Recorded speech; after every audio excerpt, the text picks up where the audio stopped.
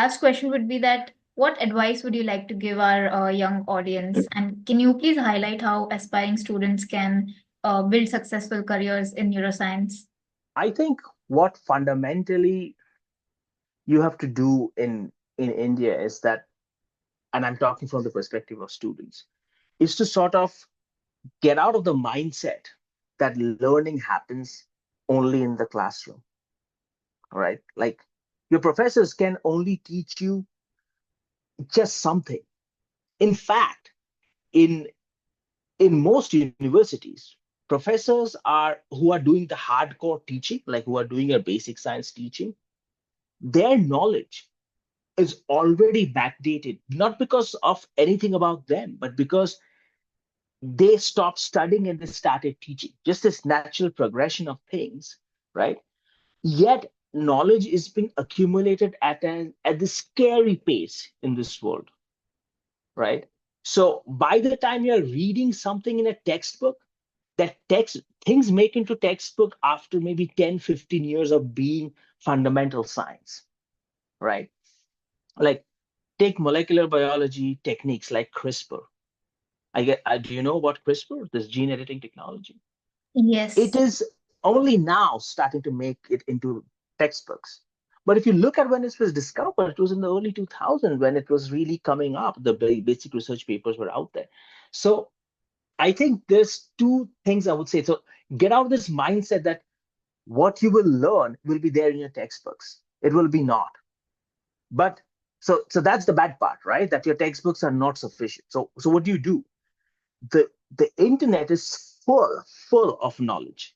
So for example, you can, if you want to do systems neuroscience, neurophysiology, you want to learn that, you can go to Coursera has computational neuroscience courses, which will give you the basic fundamentals of doing playing with neural data. Because what is neural data in electrophysiology, calcium imaging, whatever it is just time events, right? If you have a temporal sequence of an animal doing a behavior, whatever it is doing, even navigating just a box, right? And periodically, different neurons are firing. And that's your data. Your data is time steps. So your time T0 is when you start recording, whatever technique you use for using for recording. And at different time steps, you'll see neurons fire. And since you're recording from many, many different neurons, you will get different time steps for different neurons.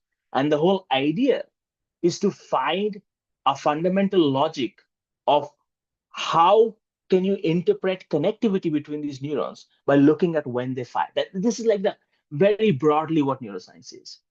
So you don't need someone to teach you this in the classroom. You have computational neuroscience courses that are available online that are for free. It's only if you want a degree certificate that you need to pay for it. And if you want to come to my lab, I don't care at all if you actually have a certificate to show you can do it. I would much rather care if you can do it or not. I'll just give you some data and see if you can do what you claim you can do. So, and the second thing is, so where do you get the data from? Allen Institute is collecting a ton of electrophysiology. Initially, from just like animals which are not really doing much behaviorally, looking at passively observing stimuli, but now they're starting to do electrophysiology on animals that are freely exploring. And even if that's not the case, if you go to GitHub or if you go to Zenodo, you'll find people who upload that data sets. So you have physiology, you have behavior, and you have the computational skills. All you need is a computer and Python, which is again free. So you really like everything is there at your hand. You don't really need to do anything to get into. You can get into neuroscience today. Both of you can. Like all you have to do is just go online and look up the resources. And even if you don't do any of the data analysis, just do the courses, you're already 10 steps ahead of your peers, right? And life is all about competition. I mean, don't let anyone tell you that life is not about competition. Like you always have to think that why should that success be owed to me, right? And do the steps that is necessary that people will be bound to offer you that success. There's no alternative for them. That you're just so good, it doesn't matter, and everything else doesn't matter, right? And I think that's my biggest advice, that don't get stuck into this linear way of thinking. I will join a degree program. It's the responsibility of the faculty to give me the knowledge with which I can be successful. Nobody owes you anything in life. You owe yourself. Nobody else does. So that's my thing. Like, the internet is out there. There's a shit ton of information out available there. On top of that, you have access to ChatGPT. It's beautiful because ChatGPT is not just a large language model for just having a conversation. If you don't understand something, you can just take it, paste it inside, and say, "Explain this to me," right? And it will try to break it down for you.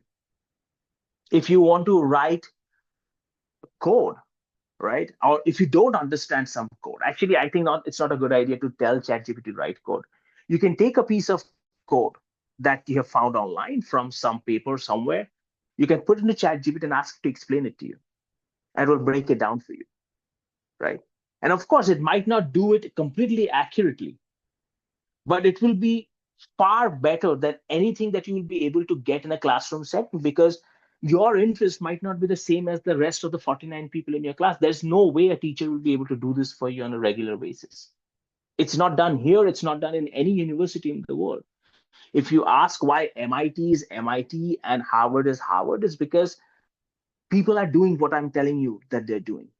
They're sitting in their dorm rooms, they're looking at the information that's already available out there and starting to fiddle around with the information. And we are not doing that in India. And then we blame our educational systems for not providing us that opportunity. But that opportunity is right there in front of you. So I think that's my biggest advice, that don't get stuck in that thought process. That was very inspiring, sir. Thank you. Thank you so much for your time and a Absolutely. very interesting conversation. Your words will Thanks. surely leave a great impact on our listeners. All the best, sir, for your Thank journey you. ahead. Thank you for having me, and all the best to you too. All Do right. you have anything else to say, or should we end the recording? I mean, I'm starting my own lab, so I'll just shamelessly plug it. It's going to be at UPenn. Look me up. Sometime in July or August should be available. I'm always looking for interested students at the level of PhD, at the level of postdocs. So shoot me an email and we can take it from there. Or just reach out to me on LinkedIn like you guys did. So I don't respond very frequently, but yeah, I will now. So that's it. And best of We'll luck add to in your everybody. contact details. Yeah. Do you want me to add it? I can send it to you, right? No, Um, I will add your LinkedIn We will. yeah, profile. absolutely. Yeah, Email. absolutely. That would be great.